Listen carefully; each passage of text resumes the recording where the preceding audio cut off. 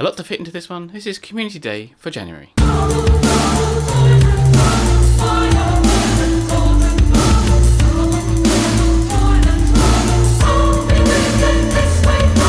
Welcome mages to Silman's Wizarding World, your Wizards Unite channel for suburban players. So we now have the full details of Community Day. The infographics I put out earlier seem to stand up to this, so it's pretty good. But now we have the full details, we can dive into what we need to do before the event and how to approach the event itself with a suburban look on things. So Community Day is on Saturday, 11 AM to 2 PM local time. So the official statement from the Ministry, aka Niantic and WB, get ready to gather your friends and head around your neighbourhood to help contain the calamity during this month's Harry Potter Wizards Unite Community Day on January 18th. You can uncover the secrets of the room requirement registry page by returning wonders of the wizarding world. So there's a few things we need to go through, and what we'll do is go through each thing at a time and then explain how we can best utilise it from a suburban, mostly, standpoint. If you're not suburban, then it's still relevant to you anyway, but there'll be a slight spin for us who are kind of playing on a harder mode. So for one, there will be spell energy on the map.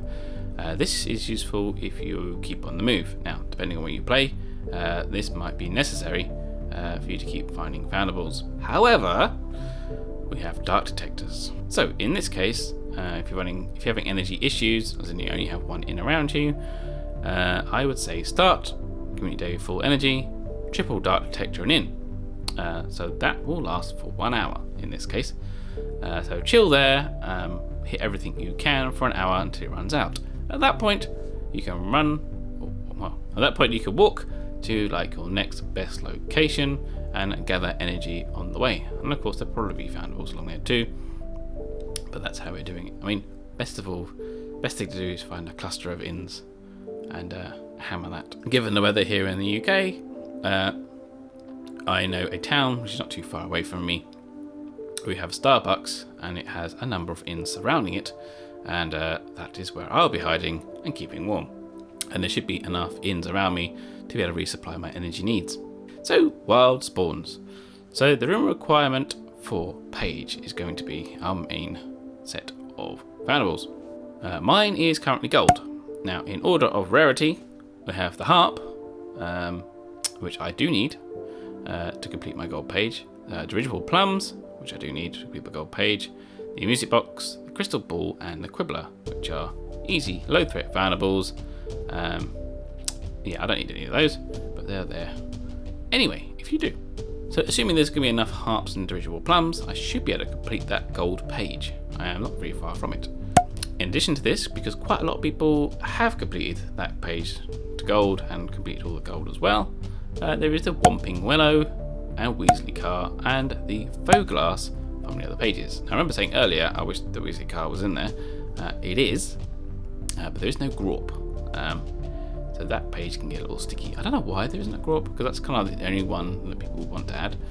But yeah, sorry. Well, I'm not so sorry. It's not my game. I didn't make it. The other two pages I have never prestiged at all. They are still on their base level, basically because they're blocked by fortress encounters. Because I only get to do one of those a day. Now we will have a free store pack. Now this is actually quite a good one. Usually we only get like 3 items, but we actually got 1 tonic for trace detection, 1 unicorn hair, 6 snowdrops, 4 bitterroot, 2 green blood, and 25 spell energy. I don't go overboard on the spell energy, but you know, it's better than nothing. These are all the ingredients for a potent Exstimulo, funny enough. More on that a little bit later. It's nice to see a trace detection tonic in there. I do usually have 2 or 3 in my hand in case I need them. Definitely very handy for role players. Suburban, it can be handy if we've got somehow have a lot of energy around. It could be quite handy for that. So back onto dark detectors, which will last 1 hour instead of the usual 30 minutes. The best tactic with dark detectors is because everyone gets to benefit from them. This is the bit where having friends and a community really helps. So if you can meet up with them, you get one person to triple dark detector, everyone gets to gather stuff, another person triple dark detectors, another person, and you kind of share the load between you, which is quite cool, and everyone gets to benefit. I think I have like 20 odd dark detectors, so I don't think I have any problem there myself. You only need 9 to cover the entire event. So pick somewhere warm, or cool, depending on what hemisphere you're in, and socialise with your friends if you have any. In my area, I don't have anybody, so me and my wife will be going out and little baby. Oh, she doesn't have an account yet, too young. And we will hopefully get some coffee, and I'm not sure we'll do the entire 3 hours there, but because the baby will need a feed and stuff, but we'll be able to do a decent amount of time. Bear in mind the event is 3 hours, I say, and yeah, you may have to very slowly drink your coffee. You're going to stay at one coffee shop for 3 hours, but and you might be slightly hyper if you drink lots of them, so that could be quite fun. If you are lucky enough to have a shopping mall nearby, these are usually very good spots for these. They're quite easy to socialise. There's lots of open areas where you can sit down and not be obliged to buy anything. So they are great, but of course very few and far between. Suburban players ain't going to be. You're not going to have them all, so you know, best we can do is like coffee shops. Car parks are okay, but they can get pretty boring sitting in a car for 3 hours. So yeah, make sure you are supplied up for that as well. Say if you're not going to use a coffee shop, make sure you've got drinks and snacks and stuff, and you know, things to keep it fun and share sweets and snacks and stuff. It'll be quite fun. So we get round to brewing. So thanks to the Ministry for rephrasing this entire section, because they used very good language last time and it got very confusing. So they say brew times for all Exstimulo potions will be reduced by 50% and will have Master Note's effectiveness increase from 15 to 50%. So that's the proper language to do. I'm not saying increasing it by 50%, which is not the right language to use. So for Exstimulos, brewing time is reduced to 50%. Brilliant. Using Master Notes reduces it by another 50%. I don't know why you would never use Master Notes, but there you go. This means for a potent, it will take 2 hours, for a strong, 1 hour, and for a basic, standard Exstimulo, it will take 30 minutes. Which means, in a 3-hour window, on a standard pewter cauldron, you'll be able to do 2 potent Exstimulos. For strong, you'll be able to do 3 or 4, depending on if you rush the last one in the last couple of minutes, for a couple of coin. And for basic, you'll get 6 and 7 if you rush the last one for a couple of coin. So, what do we choose? Because it's quite a tough one, because basic Exstimulos are almost useless when you're up to a certain level. So yeah, I'm at level 35, so I don't really need basic Exstimulos, so my lowest one I brew is strong. I am going to go with 3 strong Exstimulos. A few minutes before the event ends, I will rush that last strong Exstimulo, and then I am going to dump a potent Exstimulo, which takes 2 hours in there, in the last 5 minutes of the event, and it will continue brewing for 2 hours after the event has finished. So I'm going 3 strongs, rush the last 5 minutes, only be a few coin, and then bang a potent in there, and yes, that'll be done within 2 hours. So I hope you've already started brewing these ahead of time, using the infographics I've been putting out, because we'll burn through them quite quickly, way faster than you could potentially brew them. So hopefully you're stocking up on those right now. I have got a nice healthy stock of strongs. I've got my first potent in there ready to go. I want a second potent Exstimulo. We will come over this later, but definitely 2 potent Exstimulos before you start. Of course, you have the option of hiring a gold cauldron for the 3-hour duration, and you can apply the same tactic to that. I didn't do the math, but I think you'll still get the same amount of potions out of it. So ingredients for this major brewing marathon.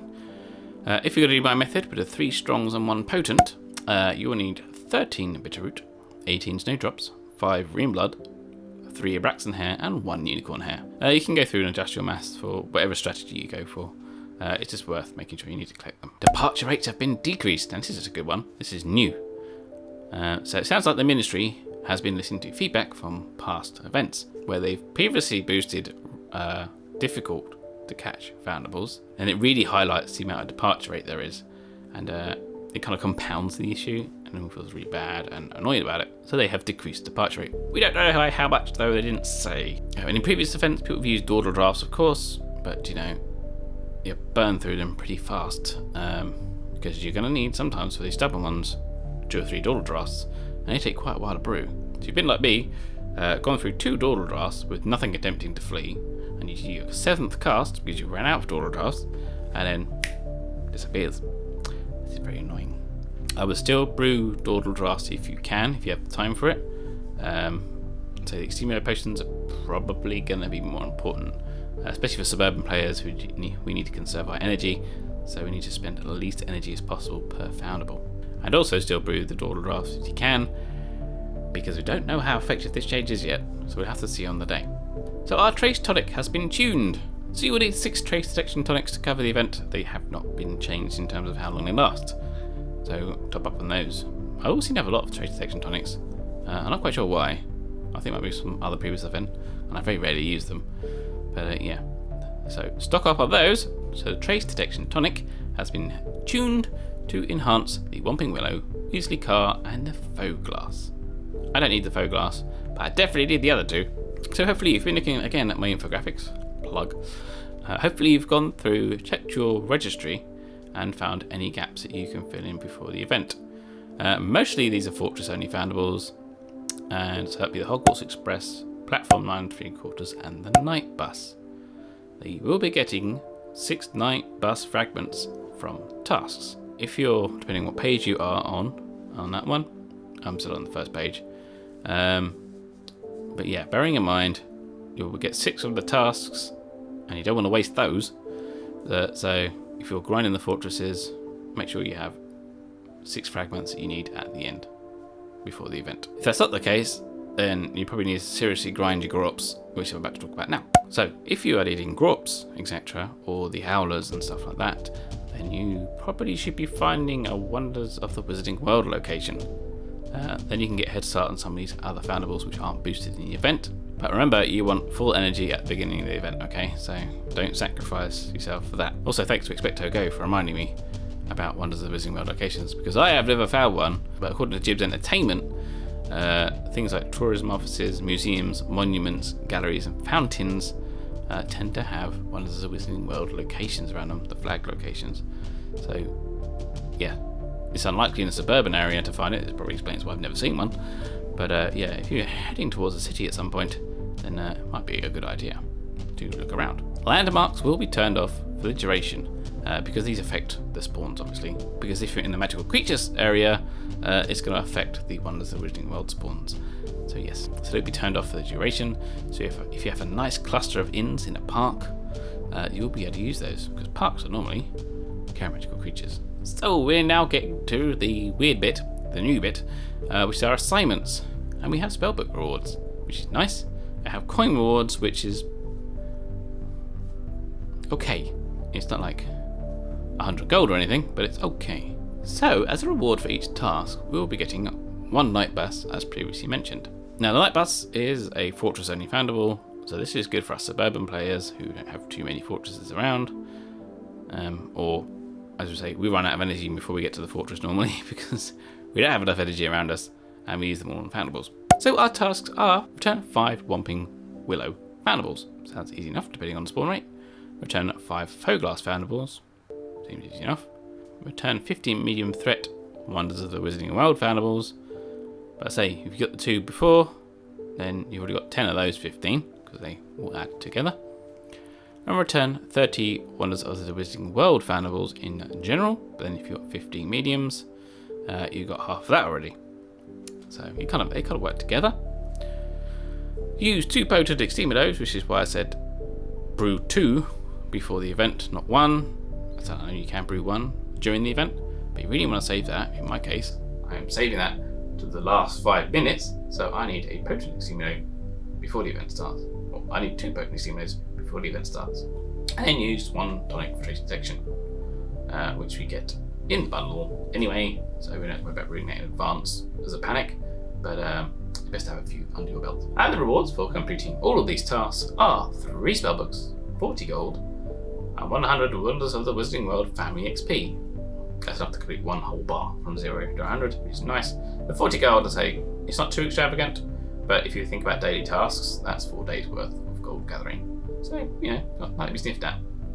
And 3 spellbooks, and we always need spellbooks, okay? So that's good. I do like the idea of tasks. I say we've got so many other events of having tasks that when we had one, like the Frosty event, without any tasks, then everyone got very confused. This event hadn't started yet, so no, there's no tasks. So yeah, that was quite funny. So of course, there is a bundle which you pay for 420 gold as usual. That gives you 5 potent Exstimulos, 1 tonic for trace detection, I don't know why 1 dark detector, and 15 spell energy. So 5 potent Exstimulos is very good, and 1 tonic, yeah, it's one of those. 15 spell energy, that drop in the ocean really. But yeah, So there's that if you want it, and it does work out like about 100 coin cheaper than buying it all individually. So for me, it's going to be about 5 degrees centigrade, which is 41 Fahrenheit, with sunny spells. But when the sun comes out, it doesn't actually give you any heat. It just looks nice. It doesn't feel it doesn't make any change to the temperature because we are at such an angle to the sun. If things work well with the baby, we might have a chance to, say, find Starbucks and with all the inns next to it and be able to chill out there for a while. I'm not sure we can chill out there for 3 hours with the baby because she will need a feed and stuff at some point and probably get pretty bored. So we'll see how that goes. There might be kind of a bit of time at Starbucks and then heading home and then wandering around in the wild for a bit. It would be very cool if Starbucks sponsored inns. Can you imagine if Starbucks had a sponsored inn? That'd be the best thing. So looking forward to this one personally. I think it's been well planned out. So if you have the room requirement 4-page complete, you have the other rare foundables to get. It's a shame they don't have Grawp because it would make a complete set. But I'd have liked a set. Because he's quite rare, which is must be done deliberately to stop me from prestiging that last page, or it's just missed out one of the two. But hey, you got to have everything, because if you had everything, we would have finished the game by now. So my personal goals for this, I recommend you actually make a goal as well. My goal is to finish room requirement 4 to get the plums and the harp. That's my main priority, and then secondarily get as many Whomping Willows and Weasley cards as possible, because I've only seen 1 Weasley card. If I can complete those 2, I would only need the night bus to finish it off. I do need more than 6 right now, but that means I can just grind fortresses to get that last one. For me, King's Cross is being held up by the Hogwarts Express and the Sign, which are all Fortress exclusives and are not covered by this event. I have all the faux glasses as well. Yeah, so I think it's probably the same for you guys on most 90% of players, that we've probably already got the faux glass and we're all stuck on the Fortress handles in that one. So I don't think the faux glass is of any use to pretty much anybody.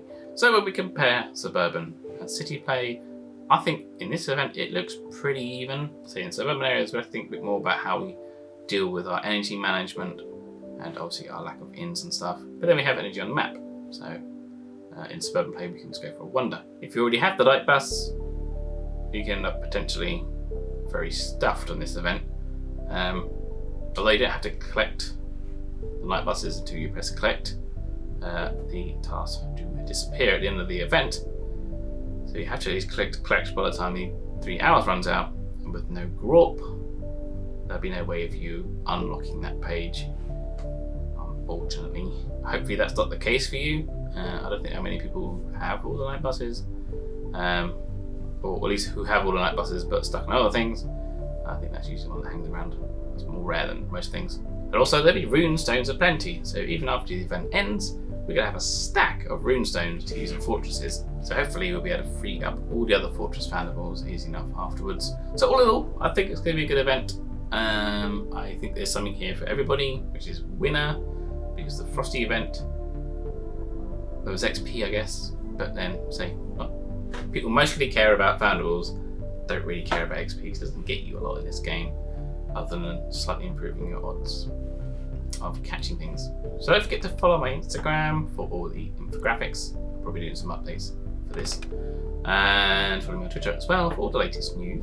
Leave comments in the parchment below, tell me what you think of this event, how it's going to go for you, and also when the event's finished, what you thought of it as well in retrospect. I have put a post on Facebook on one of the Wizards Unite pages there. Try to get some positive stories, because Niantic have done a lot of things like how Pokemon Go has improved people's lives. I'm pretty sure that Wizards Unite has that too. So if you have any positive stories about Wizards Unite and how it's changed things for you, leave them in the parchment below and I'll be adding them to a future video. So I've got some nice examples already. So until next time, brush up on your spells, get your ones ready, Wizards Unite.